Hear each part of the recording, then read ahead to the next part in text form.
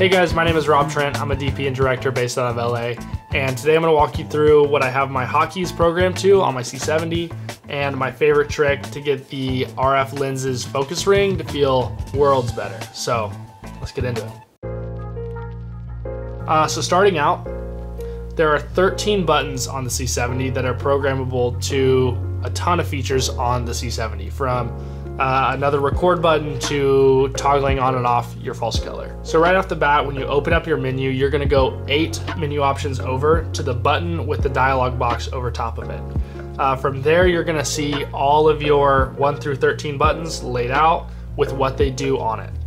Now, one of my favorite tricks to get to this menu even faster is to hold down the menu button and then press whatever hotkey button you're trying to change or see what it is, and it will take you exactly to it and tell you what it is and give you the option to change it. After that, you're gonna be able to see all of your settings laid out 1 through 13. So for me, number 1 is daylight white balance. So when I press option number 1, it's gonna immediately go to 5600 Kelvin. I just find that I shoot in daylight white balance all the time, and it's easy for me to press 1 and know I'm exactly right where I need to be. Number 2 is my slow and fast motion. So number 2 is located over here on the left side of the camera. If I have it programmed for my slow motion, it'll go to 60 frames per second or 120 frames a second and adjust my shutter for me, which is just awesome. And it also converts it in the camera so that you don't have to change that in your editing software.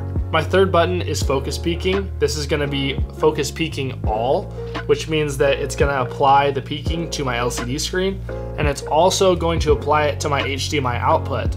So if you're live streaming, be careful of this. You can set it to either peaking LCD or peaking HDMI, but all will apply it to your HDMI, and if you're live streaming, it will show up on the live stream. So just be wary of that. Number 4 is one of my favorite buttons because it's an alternate record button right here on the left side of the camera. So we have our main record button over here on the grip on the right, and now you can program this other button to be a separate record button on the left, and it even has the red ring around it so that nobody gets confused on what they're pressing. So button number 5 for me is my display button, which all it's gonna do is take away different options or show me different things like my grid lines, or if I want just a clean image, 3 presses on that will give me that. So it's a very useful button, but it's not a huge change in your shooting. Number 6 for me is ISO/gain, which is really nice if you haven't programmed a scroll button to just go ahead and do that. I have my top scroll button set to adjust my ISO. However, there is the off chance or the off scenario where you accidentally hit that button or accidentally hit the scroll wheel and it changes your ISO. So one really nice thing is if you don't have that programmed, you would have to hit 6 and then use the scroll wheel and then hit 6 again to get out of that menu. So it kind of eliminates the chance of you changing your exposure by accident. Number 7 is false color. This is one of my favorite buttons because it's so ergonomic. It's right here in the hand grip, and it's right next to your thumb. If you want to check exposure, you've gone into a shadow, something you need to see what your skin exposure is, false color is an awesome tool. That's 7, and right next to it is 8, and that is my magnification button. So if I'm manually focusing, I can just press 8, see exactly where I am, exactly what my focus looks like, and make sure it's tack sharp.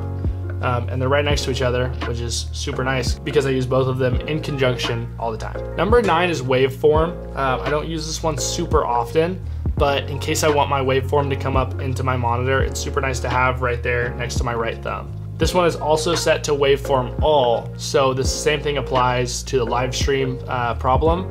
If you press 9 and you're live streaming off the camera or externally recording, it will show up in the recording or in the live stream. So you have to be careful of the all option.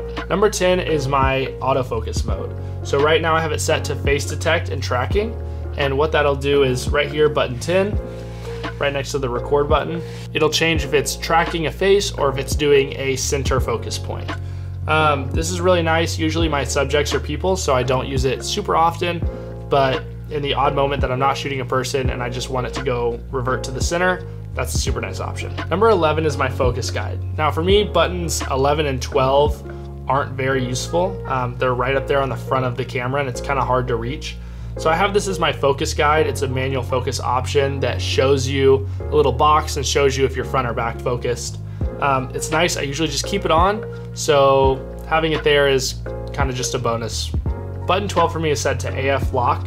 Once again, I don't use it super often because I don't think the buttons are put in a great place.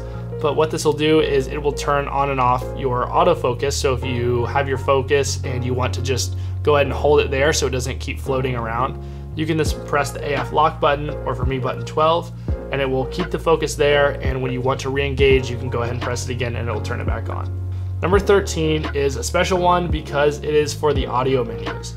So it is located on the back of the camera, right next to the audio dials, and it is basically a hotkey to take you directly to your monitoring or into the menus of your audio.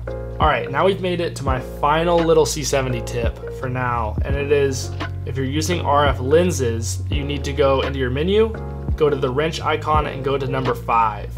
And all the way at the bottom it says focus ring response. Basically what this does is it has two options. It says varies with rotation speed and linked to rotation speed. What you want is linked to rotation speed. This is going to give you the feel that the EF lenses had. It was a more manual feel, where the varies with the rotation speed is not always a constant throw.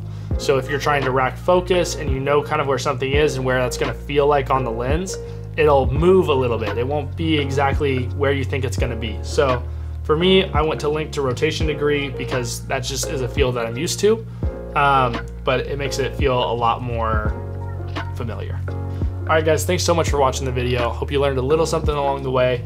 I want to give a big shout out to my buddy Tudor Williams. His Instagram is going to be around here somewhere.